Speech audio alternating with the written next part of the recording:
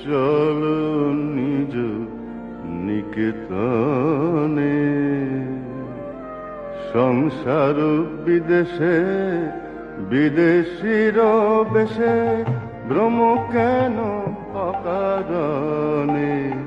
মন চলো নিজ নিকেতনে।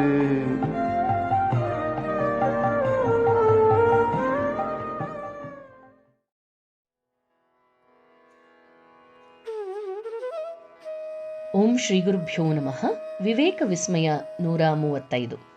ಹಿಂದಿನ ಧ್ವನಿಯ ತುಣುಕಿನಲ್ಲಿ ಗಮನಿಸ್ತಾ ಇದ್ದ ಹಾಗೆ ಶಿವರಾತ್ರಿಯ ಪೂಜೆ ಉಪವಾಸ ಎಲ್ಲವೂ ಮುಗಿದು ಬಂದ ನಂತರ ನರೇಂದ್ರನಲ್ಲಿ ಎದ್ದು ಕಾಣಿಸ್ತಿದ್ದಂತಹ ವರ್ಚಸ್ಸು, ಆ ತೇಜೋಮಯವಾದ ಮುಖವನ್ನು ನೋಡ್ತಾ ಅಲ್ಲಿದ್ದವರೆಲ್ಲ, ವಿಶೇಷವಾಗಿ ಬಲರಾಮ್ ಬೋಸ್ ಅವರಿಗಾಗಿ ಹಣ್ಣು ತಿನಿಸುಗಳೆಲ್ಲದನ್ನು ತಂದುಕೊಟ್ಟು ನರೇಂದ್ರಾದಿಗಳವರನ್ನ ಸ್ವೀಕರಿಸ್ತಾ ಇದ್ದದ್ದನ್ನು ನೋಡ್ತಾ ಹೇಳ್ತಾನೆ, ಧನ್ಯ ಬಲರಾಮ, ನಿಜಕ್ಕೂ ಕೂಡ ಧನ್ಯ ಅಂತ. ಈಗ ಅದರ ಮುಂದುವರೆದ ಭಾಗ. ಈ ಯುವಕರೆಲ್ಲ ಅನುಕೂಲಸ್ಥ ಕುಟುಂಬದಿಂದ ಬಂದಿದ್ರು. ತಮ್ಮ ತಾಯಿ ತಂದೆಯರೊಟ್ಟಿಗೆ ಸುಖದಲ್ಲಿ ಬೆಳೆದಂತಹ ಮಕ್ಕಳು ಇವರು. ಈಗ ನೋಡಿದರೆ ಬಡತನ ತಾಂಡವವಾಡ್ತಿರುವಂತಹ ಈ ಪಾಳು ಬಿದ್ದ ಕಟ್ಟಡದಲ್ಲಿ ಎಲ್ಲ ಬಗೆಯ ಅನನುಕೂಲತೆಗಳ ಮಧ್ಯದಲ್ಲಿ ನೆಮ್ಮದಿಯಾಗಿ ಇದ್ದಾರೆ. ಅವರ ಒಂದೇ ಒಂದು ಚಿಂತೆ ಏನು ಅಂತಂದ್ರೆ, ಇನ್ನೂ ಭಗವಂತನ ದರ್ಶನವಾಗ್ಲಿಲ್ವಲ್ಲ ಅನ್ನೋದು.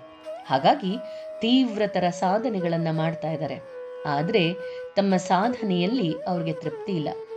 ಆಗಾಗ ನಿಟ್ಟುಸಿರನ್ನ ಬಿಡುತ್ತಾ ಉದ್ಧರಿಸ್ತಾರೆ, ಓಹ್, ನಿಜಕ್ಕೂ ಶ್ರೀರಾಮಕೃಷ್ಣರ ತ್ಯಾಗ, ಭಗವತ್ ವ್ಯಾಕುಲತೆ ಅದೆಷ್ಟು ಅದ್ಭುತ. ಅವರು ಸಾಧಿಸಿದಂತಹ 16 ಆಣೆ, ಅದರಲ್ಲಿ ಒಂದು ಭಗವನ್ನಾಮವನ್ನಾದರೂ ಕೂಡ, ಭಾಗವನ್ನಾದರೂ ಕೂಡ ಸಾಧಿಸಿಕೊಳ್ಳೋದಕ್ಕೆ ನಮ್ಮಿಂದ ಸಾಧ್ಯವಾಗ್ತಿಲ್ವಲ್ಲ ಅಂತ. ಮಠದಲ್ಲಿ ತೀವ್ರವಾದ ಆಧ್ಯಾತ್ಮಿಕ ಸಾಧನೆಯೊಂದಿಗೆ ಆಳವಾದಂತಹ ತತ್ವದ ಅಭ್ಯಾಸವೂ ನಡೀತಾ ಇತ್ತು. ಪಾಶ್ಚಾತ್ಯ ತತ್ವಶಾಸ್ತ್ರಜ್ಞರಾದಂತಹ ಕ್ಯಾಂಟ್, ಹೆಗೆಲ್, ಸ್ಪೆನ್ಸರ್ ಮುಂತಾದವರ ವಾದಗಳನ್ನ ಒಂದು ಕಡೆ, ಅಷ್ಟೇ ಅಲ್ಲದೆ ನಾಸ್ತಿಕವಾದಿಗಳ ಹಾಗೆ ಬೌದ್ಧವಾದಿಗಳ ಸಿದ್ಧಾಂತಗಳನ್ನು ಕೂಡ ಅಧ್ಯಯನ ಮಾಡ್ತಿದ್ರು.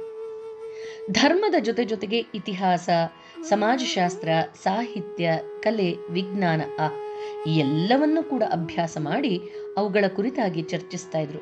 ಇದು ನರೇಂದ್ರ ದೇವರು ಇಲ್ವೇ ಇಲ್ಲ, ದೇವರ ಅಸ್ತಿತ್ವ ಅನ್ನುವಂಥದ್ದು ಒಂದು ಮಿಥ್ಯೆ ಅಂತ ವಾದಿಸಿ ಸಿದ್ಧಪಡಿಸ್ತಾನೆ. ಮರುದಿನ ಭಗವಂತನೊಬ್ಬನೇ ಸತ್ಯ ಅಂತ ವಾದಿಸಿ ಪ್ರಮಾಣೀಕರಿಸ್ತಾನೆ. ಈ ಯುವ ಸಾಧಕರೆಲ್ಲ ಷಡ್ ದರ್ಶನಗಳನ್ನ ಚೆನ್ನಾಗಿ ವಿಮರ್ಶಿಸ್ತಾ ಇದ್ರು. ಅವುಗಳಲ್ಲಿ ಪರಸ್ಪರ ತಾಳೆಯಾಗುವಂತಹ ವಿಷಯಗಳು ಯಾವುದು, ಪರಸ್ಪರ ವಿರುದ್ಧವಾದಂಥ ವಿಷಯಗಳು ಯಾವುದು ಅನ್ನೋದನ್ನ ಅರ್ಥ ಮಾಡ್ಕೊಳ್ತಿದ್ರು. ವೇದಾಂತ ತತ್ವಗಳನ್ನ ಬೌದ್ಧ ತತ್ವಗಳನ್ನ ಹೋಲಿಸಿ ನೋಡ್ತಿದ್ರು.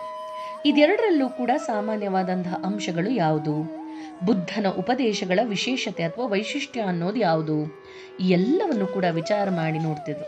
ಕೆಲವು ಸಲ ಅಂತೂ ಕ್ರೈಸ್ತ ಪಾದ್ರಿಗಳು ಬಂದು ಇವರೊಂದಿಗೆ ಚರ್ಚೆ ಮಾಡಿ ಕ್ರೈಸ್ತ ಧರ್ಮದ ಹೆಗ್ಗಳಿಕೆಯನ್ನ ಬಣ್ಣಿಸ್ತಾ ಇದ್ದದ್ದು ಉಂಟು. ಆಗ ನರೇಂದ್ರ ಅವರ ಸಿದ್ಧಾಂತಗಳನ್ನ, ರೋಪದೋಷಗಳನ್ನ ತೋರಿಸ್ಕೊಟ್ಟು ಅವರು ಸೋಲೊಪ್ಕೊಳ್ಳೋ ಹಾಗೆ ಮಾಡಿಬಿಡ್ತಿದ್ದ ನರೇಂದ್ರ.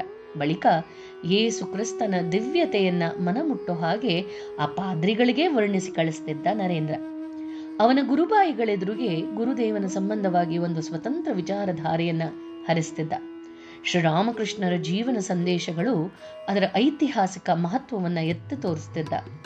ಭವಿಷ್ಯದ ಹಿಂದೂ ಜನಾಂಗದ ಮೇಲೆ ಅವರ ಜೀವನ ಬೋಧನೆಗಳನ್ನ ಹೇಗೆ ಬೀರಬಹುದು, ಅದರ ಪ್ರಭಾವವನ್ನು ಕೂಡ ವಿಶ್ಲೇಷಣೆ ಮಾಡಿ ಅರ್ಥೈಸ್ತಾ ಇದ್ದ. ಈ ಯುವ ಸಾಧಕರ ನಡುವೆ ಅದೆಂತಹ ಸ್ನೇಹ, ಗೌರವಪೂರ್ಣ ಬಾಂಧವ್ಯ ಉಂಟಾಗಿತ್ತಂದ್ರೆ, ಅವರು ಯಾವ ಬಗೆಯ ಪ್ರಾಮಾಣಿಕತೆಯಿಂದ ಸಾಧನೆ, ಜಿಜ್ಞಾಸೆಗಳಲ್ಲಿ ತೊಡಗುತ್ತಿದ್ರು ಅನ್ನೋದರ ಪರಿಚಯ ಮಾಡಿಕೊಳ್ಳೋದಕ್ಕೆ ನಾವು ವಚನವೇದ ಅಂದರೆ ಶ್ರೀರಾಮಕೃಷ್ಣರ ವಚನವೇದ ಅದರಲ್ಲಿ ಬರುವಂತಹ ಪುಟಗಳನ್ನು ತೀಕ್ಷ್ಣವಾಗಿ ಗಮನಿಸಿದ್ದೆ ಆದರೆ ಇದನ್ನು ನಾವು ಹೆಚ್ಚು ಭಾವಿಸೋದಕ್ಕೆ ಸಾಧ್ಯ ಇದೆ. ಅಂದು 7ನೇ ಮೇ 1887 ಸೋದರ ಸನ್ಯಾಸಿಯೊಬ್ಬರು ತನಗಿನ್ನೂ ಭಗವಂತನ ಸಾಕ್ಷಾತ್ಕಾರ ಆಗಲಿಲ್ಲ ಅಂತ ತುಂಬ ಚಿಂತೆಗೆ ಒಳಗಾಗಿದ್ದಾರೆ. ಅವ್ರಿಗೆ ನರೇಂದ್ರ ಹೀಗೆ ಹೇಳ್ತಾನೆ. ಏನು ಹೇಳ್ತಾನೆ ಅದನ್ನು ಮುಂದಿನ ಧ್ವನಿಯ ತುಣುಕಿನಲ್ಲಿ ಗಮನಿಸೋಣ. ಜಯರಾಮಕೃಷ್ಣ.